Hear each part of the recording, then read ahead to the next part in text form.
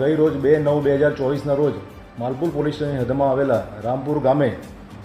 જાહેરાત આપનાર રણછોડભાઈ નાથાભાઈ તરાર નાઓની દીકરાની વહુને ઉલટીઓ થતાં તેઓને સારવાર માટે એમના દીકરીના તેજલબાના મમ્મી સાથે મેઘરજ હોસ્પિટલ લઈ ગયેલા સારવાર માટે જલારામ હોસ્પિટલમાં. ત્યાંથી એમને મોડાસા ખાતે રિફર કરતા મોડાસા હોસ્પિટલમાં લઈ જતા રસ્તામાં મરણ ગયેલ, જે બાબતે તેઓનું જાહેરાત લઈ અને માલપુર પોલીસ સ્ટેશને અકસ્માત મોતનો ગુનો નોંધેલો અને જેના કામે માલપુર CHC ખાતે તેઓનું PM કરાવવાની કાર્યવાહી ચાલુમાં હતી. તે દરમિયાન મરણ જનાર બાઈના પિયર પક્ષના માણસો 200 થી 300 માણસોનું ટોળું ભેગું થઈ અને આ ગામે મરણ જનારના સાસરી રામપુરા ગામે આવી અને એના ઘરમાં તોડફોડ કરવાના હોવાની હકીકત મળતા અરવલ્લી પોલીસ તરફથી જરૂરી ચુસ્ત બંદોબસ્ત ત્યાં ફાળવવામાં આવેલો. તે બંદોબસ્ત ફાળવવામાં આવેલો તેમ છતાં પણ આ ઉશ્કેરાયેલા ટોળાના તોફાની તત્વોએ પોલીસ સાથે પણ ઘર્ષણ કરેલું અને પોલીસ ઉપર પણ હુમલો કરેલો, જેમાં પોલીસની ગાડીના કાચ તૂટી ગયેલ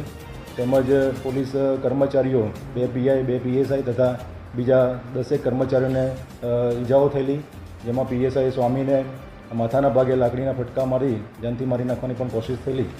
એ બાબતે અને તેમજ જે સાસરી પક્ષના માણસો છે એમના ઘરની બાજુમાં આવેલા છાપરાને પણ આ લોકોએ સળગાવી દીધેલો અને ત્યાંથી પોલીસે પછી જરૂરી બળ પ્રયોગ કરી 8 આરોપીને ધરપકડ કરેલી સ્થળ ઉપરથી અને બાકીના આરોપીઓ વિરુદ્ધમાં